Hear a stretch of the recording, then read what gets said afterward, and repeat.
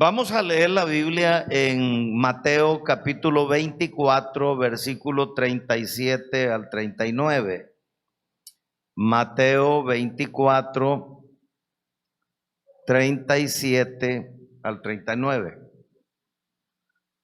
Cuando lo tengan me dicen amén. Ay. Dice la palabra, porque del 37, más como en los días de Noé, así será la venida del Hijo del Hombre. Porque como en los días antes del diluvio estaban comiendo y bebiendo, casándose y dándose en casamiento, hasta el día en que Noé entró en el arca, y no entendieron hasta que vino el diluvio y se lo llevó a todos, así será también la venida del Hijo del Hombre. Está ahí nomás, pueden sentarse, hermano. Quiero hablar sobre el tema razones por qué o razones por las cuales vino el diluvio. Razones por las cuales vino el diluvio. El diluvio fue un gran juicio de Dios a causa del pecado. Pero Dios siempre advierte el juicio. Cuando Él determina juicio, siempre lo advierte. Le habló a Noé. Noé pregonó, pero el mundo de aquel entonces hizo oído sordo y no obedeció la voz de Dios a través de su siervo Noé. Entonces, en la Biblia encontramos en Génesis 6, 1 al 7 y 7, 6 al 11, que Dios envió el diluvio por la maldad de los hombres, por la maldad de la humanidad. O sea que Dios dice que la maldad era mucha en la tierra, mucha maldad. Y todo designio, dice, de los pensamientos del corazón era continuo solamente al mal. Qué época más terrible. Todo designio del corazón era solamente al mal. Aquella generación desagradó a Dios. No obedecieron los mandamientos de Dios. No quisieron tener a Dios en su noticia. Desagradaron a Dios con tanta maldad. Perdieron la adoración a Dios. Dios, cuando hizo al hombre, lo hizo para que le alabara a Él, para que le honrara a Él, para que le sirviera a Él. Pero esta gente perdieron la adoración a Dios. Perdieron la comunión con Dios y se degeneraron en extremo. Se olvidaron de su Creador. Los planes de Dios los vieron con indiferencia. Se corrompieron. Se hicieron malos. La Biblia dice en Santiago 4:4 que el que se hace amigo del mundo se hace enemigo de Dios. Dios determinó el castigo. Todo castigo es resultado del pecado. Todo castigo es resultado de la maldad de los hombres. La destrucción de Sodoma y Gomorra fue también a causa del pecado de sus habitantes. La segunda razón por qué Dios mandó el diluvio fue por la incredulidad de la gente. La gente no creyó. Esto trajo tremenda ruina espiritual. Cuando hay incredulidad, falta el temor a Dios. Porque si se cae en la incredulidad, se deja de temer a Dios. Se pierde el temor a Dios.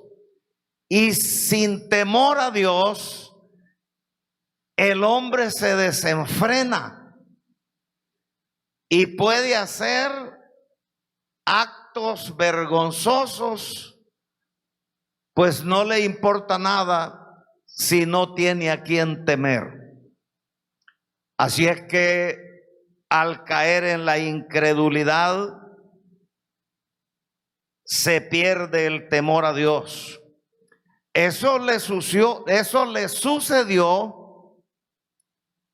a Eva en el jardín del Edén. Llegó el tentador y la hizo dudar si Dios le estaría privando de algo mejor, si Dios le estaría engañando. Dice la Biblia que la serpiente era astuta y le dijo: ¿con que el Dios de ustedes les ha dicho que el día que coman de ese fruto morirán? Le quiso decir: su Dios es egoísta. Él sabe que el día que coman de ese fruto serán igual a Él. Él les está privando de ser dioses. Y Eva dudó si Dios le estaría negando algo mejor, si Dios le estaría engañando. Dudó de la palabra de Dios, cayó en ese problema de incredulidad. Y allí fue donde entró el pecado. Y al caer en la incredulidad, de hecho, se pierde el temor a Dios. La gente antediluviana había caído en una incredulidad tan tremenda que ninguno hacía la voluntad de Dios. Solo Noé y su familia no tenían fe para creer en el gran juicio que se aproximaba. No tenían fe para creer en el gran juicio que venía. No creían que habría una gran inundación, pues ellos nunca habían visto llover. Estaban acostumbrados solo al rocío. Tampoco tenían fe para creer las promesas de salvación de ese juicio. Noé preparó el arca, pero nadie quiso entrar. Olvidaron la obediencia a Dios. Qué terrible. Yo tengo unas notas y lo oí en una radio católica, en el canal 50, que en Francia hicieron una encuesta en la gente de Francia, los habitantes de Francia hicieron una encuesta Y en las preguntas que llevaba esa encuesta, llevaba la pregunta: ¿cree usted en el pecado? ¿Y cree usted lo que la iglesia enseña acerca del pecado? ¿Y cómo define la Biblia el pecado y cómo enseña la iglesia sobre el pecado? Es sorprendente, aunque una revista dice que el 85%, pero algo otros dicen que el 96% de los encuestados respondieron a la pregunta no creer. Ni creer que hay pecado, ni creer que hay Dios. Dice que la encuesta la hicieron con personas jóvenes de 25 a 30 años, pero ellos dijeron no creer ni en que existe Dios, ni en que hay pecado. Hermanos y amigos, si hay amigos, este es otro signo de los últimos tiempos. Cuando se hace una encuesta seria sobre las creencias de la gente y los resultados son asombrosamente reveladores del estado actual moral y la conciencia de nuestra sociedad. La mayoría de la gente ha dejado de creer en el pecado. Pecado es una palabra que ha perdido poder, ha perdido influencia y significado. Y la incredulidad ha hecho que la gente no sienta el pecado en sus vidas. Creo que los creyentes tenemos la experiencia, vivimos en comunión con Dios, vivimos en contacto con Dios, sentimos en nuestro ser interno la presencia de Dios. Y cuando por desgracia le fallamos a Dios, sentimos dolor, la conciencia la tenemos viva y nos habla. Y hacemos como dijo el salmista David: vuélveme el gozo de la salvación, no quites de mí tu Santo Espíritu, perdóname, purifícame con hisopo. Pero qué terrible es con la gente que ha dejado de creer, no siente el pecado en sus vidas, ha dejado de creer que hay un Dios que se ofende al pecar, porque el pecado es ofensa a Dios. Y cada uno se da la vida que quiere sin mayores escrúpulos de conciencia. La verdad es que no hay temor a Dios, no hay consideración a las leyes en la sociedad que todavía insiste en ser cristiana. Pero aunque borremos la palabra pecado de nuestro léxico, aunque en encuestas conteste la gente diciendo no creo, el pecado como quiera y como quiera creer la gente, el pecado existe, el pecado es real, el pecado es ofensa a Dios, el pecado es destructivo para la humanidad. El pecado existe. Está allí como adherido tenazmente a nuestro cuerpo, a nuestra psiquis y a nuestro destino.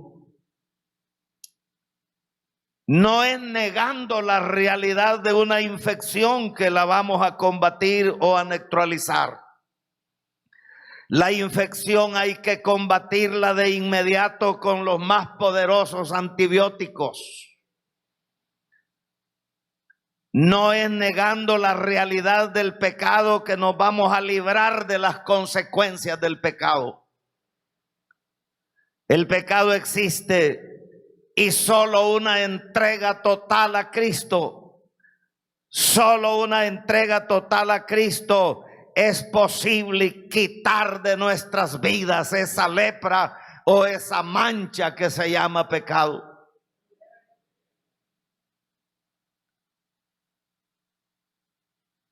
La gente, el pecado existe y solo una entrega total a Jesucristo es posible quitar de nuestra vida el pecado. En todas las edades, en todos los tiempos ha habido incredulidad. La gente de Sodoma también les cayó juicio porque no creyeron. No creyeron que llegaría destrucción. No creyeron que estaban bajo juicio de Dios. El rey Belsasar no hubiera creído que sería juzgado por Dios si se le hubiera dicho antes lo que le iba a suceder al usar los vasos sagrados que se habían llevado en la invasión a Judá.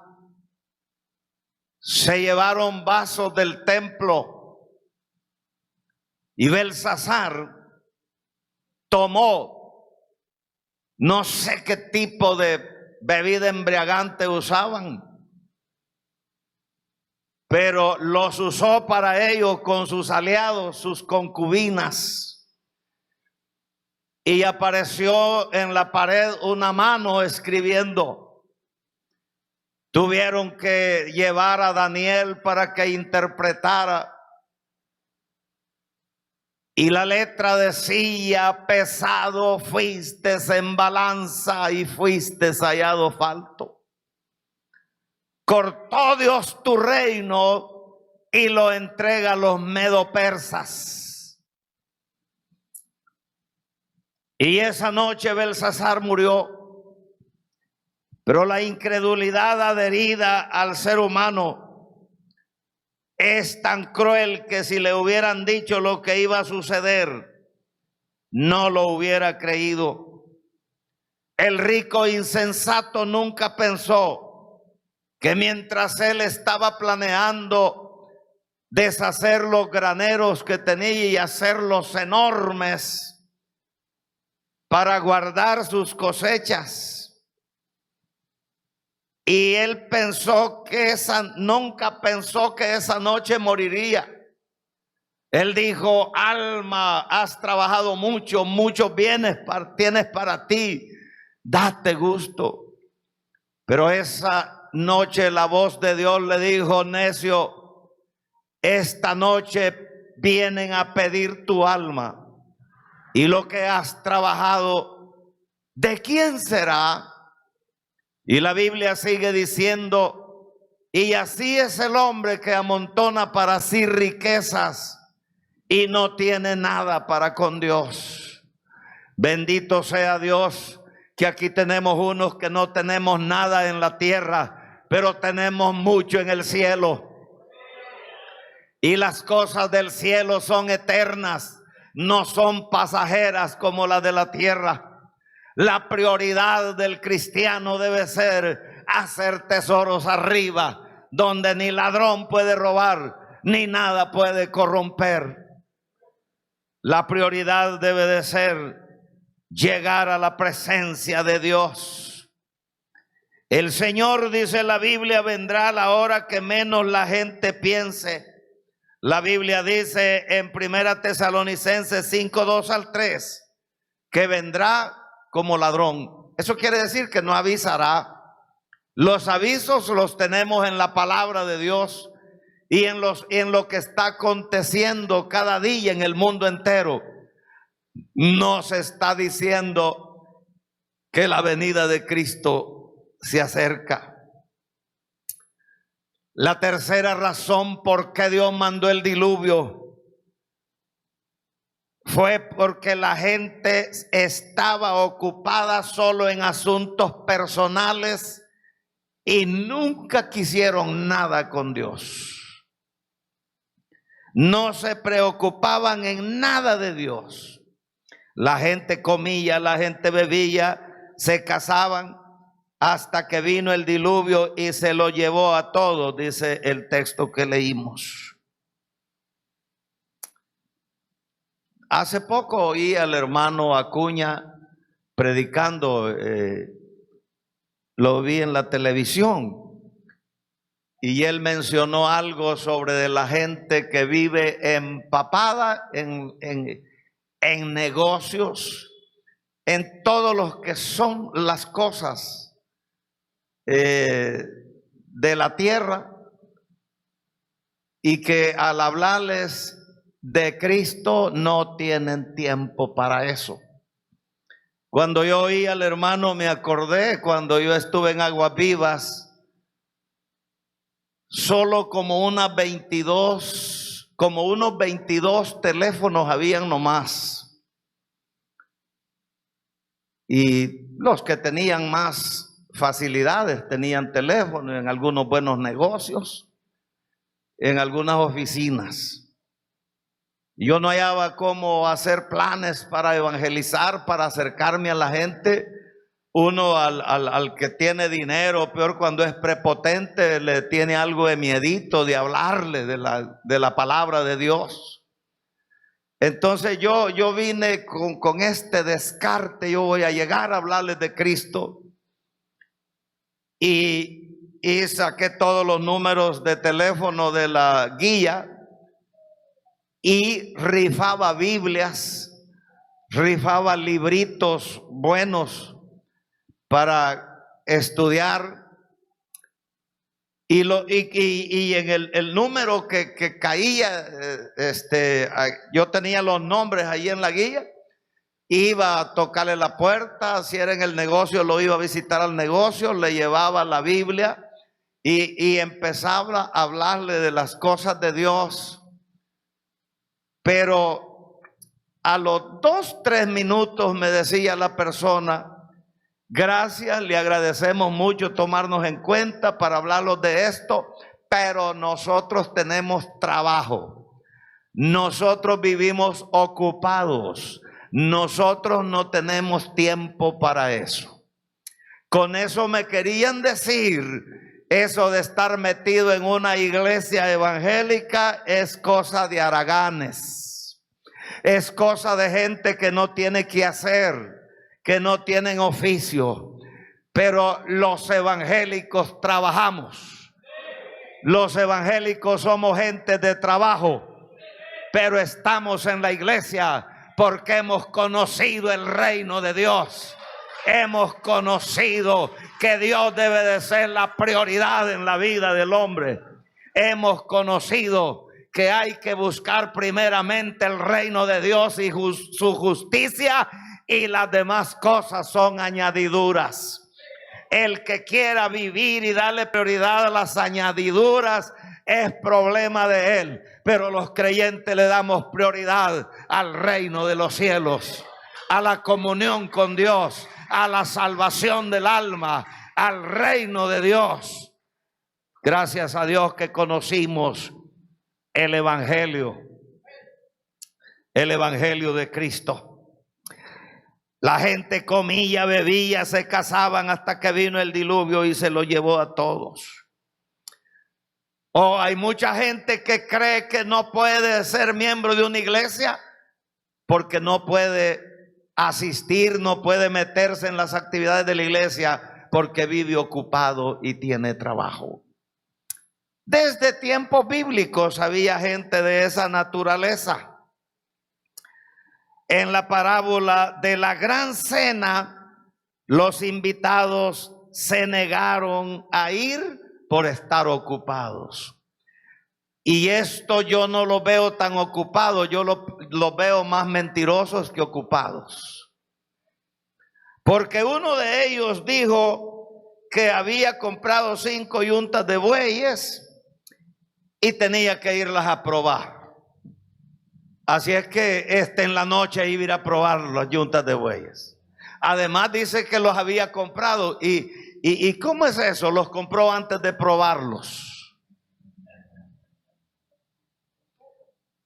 Otro se acababa de casar y por eso no podía. Era de que hubiera ido a cenar con la esposa.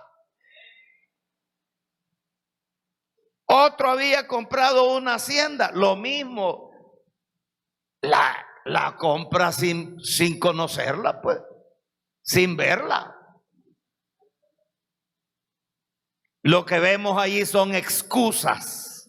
Excusas para no ir a la cena.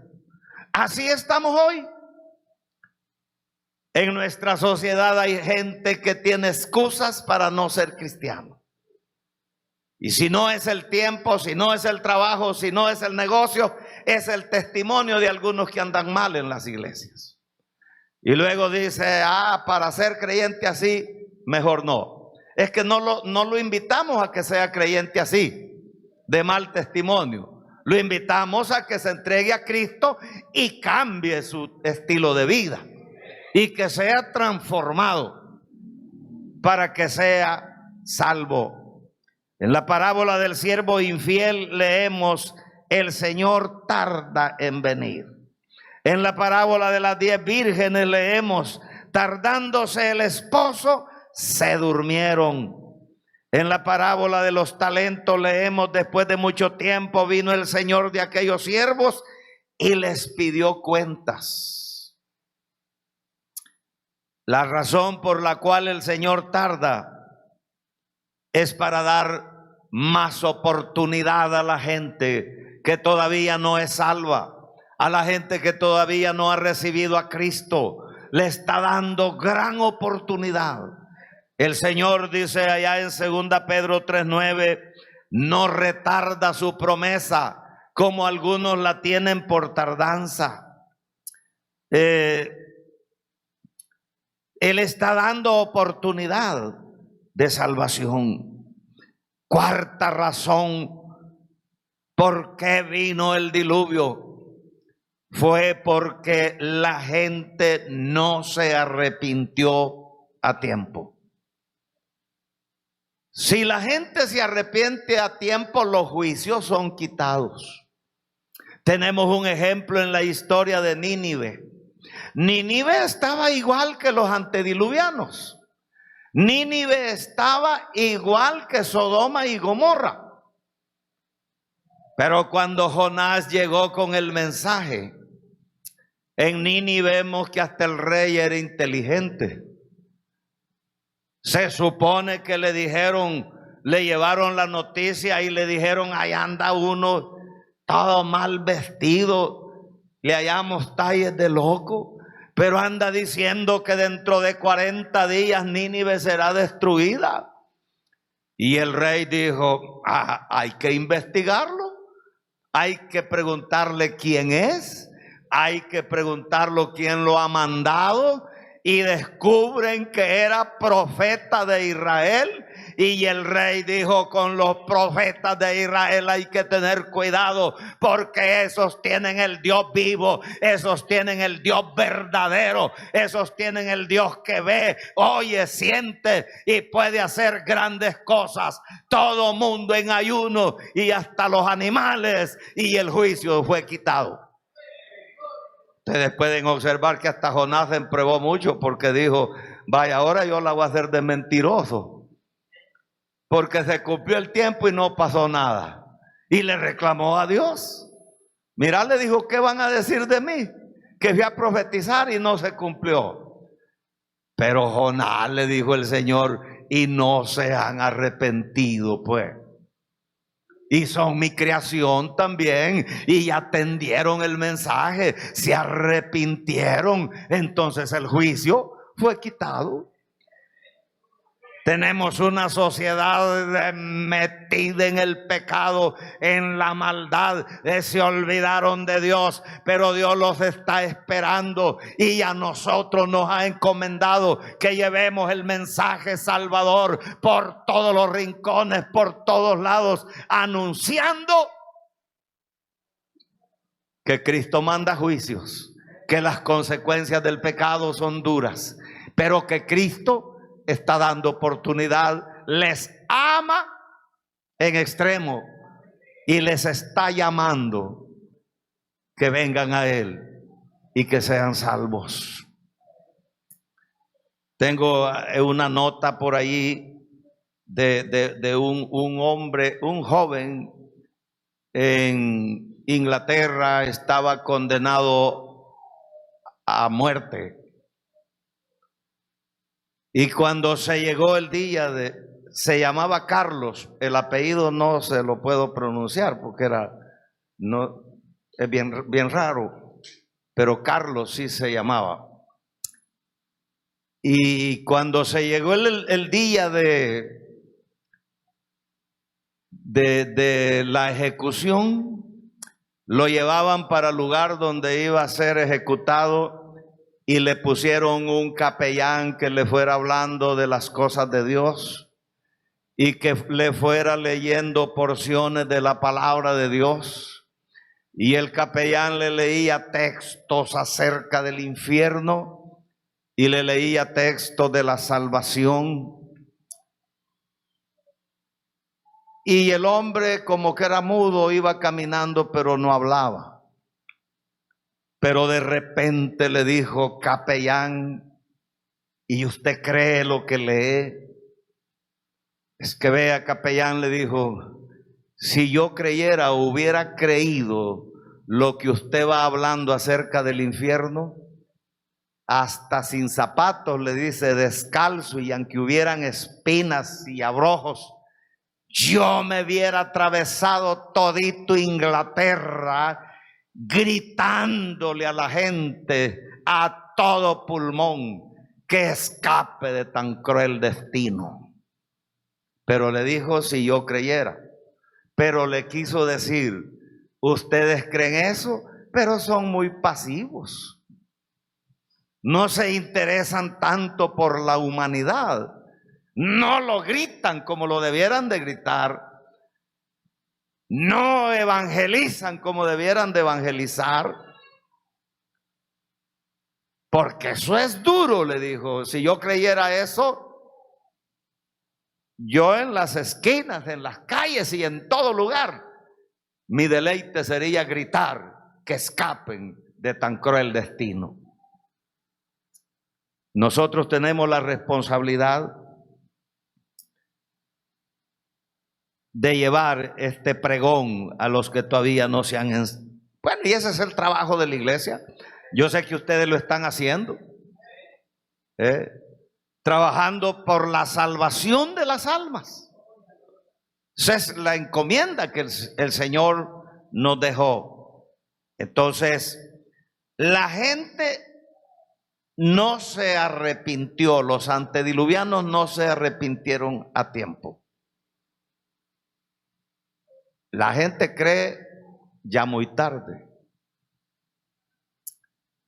Dios cerró la puerta del arca porque sabía que muchos tratarían de entrar después. Porque hay vivos que piensan que le van a ganar a Dios. Hay gente viva, pero a Dios no hay vivo que le pueda ganar. Entonces el día de que estaba señalado para que comenzara a llover, ellos dijeron, bueno, por cualquier cosa hay que estar algo cercana del arca, por si le sale a este loco. Y había mucha gente cerca del arca. Y dijeron, al ver que es cierto que viene lluvia, nos metemos. ¿Cuál? Si el arca estaba cerrada. No sabían que 7 días antes descendió Jehová de los ejércitos y tramó la puerta y le dijo a Noé, aquí nadie puede abrir. Cuando vieron el diluvio y el aguajar a ríos, van y le dicen: ábrenos, Noé, ya creímos. Y Noé les decía: ay, si la puerta la cerró el Señor y nadie puede abrir.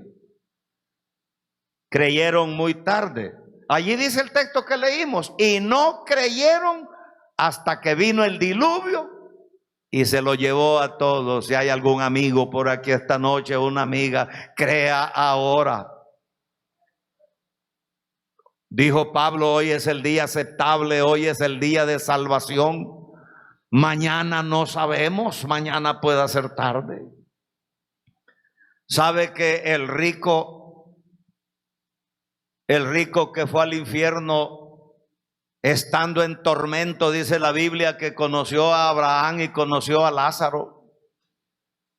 Allá creyó, allá oró, allá suplicó, allá intercedió por sus hermanos, pero ya era tarde. Ya era tarde. Bueno, yo lo que creo es que los que se han muerto sin Cristo, todos creen ahora en el infierno, pero ya es tarde. En vida, hoy se predica la palabra para que la gente eche manos a la vida eterna. Ahora es el tiempo aceptable. Hoy es el momento. Si tenemos amigos esta noche, no espere que sea demasiado tarde para buscar a Dios. He aquí, ahora es el día de salvación. 2 Corintios 6:2. Vivimos en un mundo idéntico a la condición moral y social y espiritual, idéntico a los días de Noé. Por lo cual el texto que leímos dice que sucederá lo mismo, que será como en los días de Noé. Será como en los días de los antediluvianos. Debemos de aprender las enseñanzas de los juicios de Dios. Debemos de aprender las enseñanzas del diluvio. Debemos de aprender lo que Cristo dijo: velad pues, porque no sabéis a qué hora ha de venir vuestro Señor. Mateo 24:42. ¿Por qué Dios le llamó necio al rico insensato? ¿Por qué le llamó necio? Porque le dijo: necio, esta noche piden tu alma, y lo que has trabajado, ¿de quién será? ¿Por qué le llamó necio Dios al rico insensato? Le llamó necio primero porque hizo provisión para esta vida, pero no hizo nada para la otra.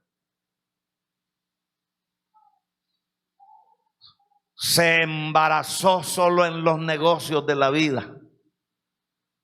Hay gente que vive solo para el trabajo, pero nunca piensan en la necesidad del alma. Desde que tuve entendimiento, mi mamá me enseñó un coro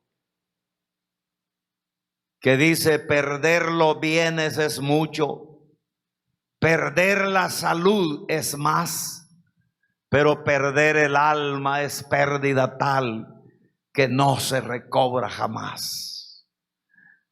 ¿Por qué afanarse tanto por lo material y no pensar para nada en Dios? Eso le pasó a este hombre rico. Segundo, codició las ganancias terrenales sin importarle las glorias celestiales, sin importarle las riquezas celestiales. Lo celestial es mejor, lo celestial es eterno, lo celestial lo vamos a vivir disfrutando toda la vida, toda la eternidad. y las cosas de este mundo son pasajeras. Tercero, le llamó necio porque pensó que viviría muchos años y olvidó que la muerte no avisa. Número 4, le llamó necio porque creyó que era dueño de su alma y que podía disponer de ella a su gusto, sin tomar en cuenta que se hallaba en las manos de Dios. Esa es la creencia de mucha gente ahora. No falta quien cuando lo evangelizamos o predicamos, y hay quien siente que es ofensa el mensaje del evangelio. No falta quien le diga, a mí me lo han dicho, no se meta en mi vida. Se olvidan que tenemos una vida que es de Dios. Él la dio y Él la quita cuando Él quiere. No sabe la gente que no somos vuestros, dice Pablo. Otros dicen que la gente es libre para hacer lo que quiera con su cuerpo. Nosotros sabemos que no puede hacer lo que le dé la gana con su cuerpo, porque vosotros, dice Pablo, sois templo y morada del Espíritu Santo. Ahora con la legalización del aborto opinan y los derechos humanos y la gente dice la mujer puede hacer lo que ella quiera con su cuerpo, pero olvidan que el feto que está en su vientre es otro cuerpo, no es el mismo cuerpo de la mujer, ese es otro cuerpo. Y allí está la gente diciendo, no se mete en mi vida, como quien dice, no le importa. Bueno, a mí me han dicho, no le importa mi vida, y yo les he dicho, sí me importa. De los guatales me llamó el Señor para que anuncie el evangelio. Y el evangelio es para advertirle a la gente que sin Cristo no hay salvación, para advertirles que es necesario vivir como Dios nos ha mandado. Es necesario advertirle a la gente que Dios nos dio normas morales para vivir esta vida y que tenemos alma responsable. Tenemos alma responsable de vida moral ante Dios. Así que este hombre rico creyó que era dueño de su alma y que podía disponer de ella a su gusto sin tomar en cuenta a Dios. Ningún hombre es señor de su destino. Nadie. El hombre tiene que buscar a Dios. El hombre tiene que vivir para Dios. Les decía que la misericordia de Dios se ha extendido y la tardanza, ¿por qué no ha venido? Es porque Él quiere salvar muchas almas. En esta tierra somos peregrinos. Aquí estamos de paso. Y mientras estamos en esta tierra, Dios hace 3 llamados al hombre. Lo llama al arrepentimiento, lo llama a su servicio y lo llama a su presencia. El hombre tiene libre voluntad, lo que le llamamos libre albedrío.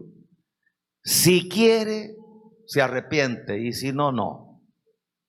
Si quiere, le sirve a Dios, y si no, le sirve al mundo. Pero dará cuentas a Dios. El tercer llamado, que es a su presencia, nadie lo puede rehusar y nadie lo puede evadir. el día de la muerte. Vale la pena estar preparados. Si hubiera alguna amiga por ahí, un amigo, y esta noche quisiera entregar su vida a Jesús, esta noche quisiera apropiarse de la salvación de su alma, esta noche quisiera restaurar su comunión con Dios, esta noche quisiera sentir la paz y la tranquilidad que se siente al arreglar cuentas con Dios, y quisiera venir a Cristo, yo le invito a venir a Cristo, entregar su vida a Cristo. Hay un himno que dice: la paz que el mundo da no llena, pero la paz que Cristo da, dice, endulza mi vivir y me convierte en hijo del reino celestial. Si hay una amiga por ahí o un amigo que quisiera venir a Jesús, le invito. Cristo le ama. Cristo dio su vida por usted y por todos nosotros en la cruz. Él pagó nuestra deuda. La muerte que nosotros merecíamos, la pasó Él. Así es que Él murió para que nosotros tuviéramos vida y vida eterna. Y dio su vida por nosotros. Si no hay una persona que quiera venir a Jesucristo, espero que Dios les bendiga. Sigamos adelante. Poco tiempo falta estar en esta lucha, en esta batalla, y luego iremos a gozarnos al reino celestial. Hermanos del Tabernáculo Bíblico Bautista, les amamos en el Señor. Dios les bendiga y sigan adelante.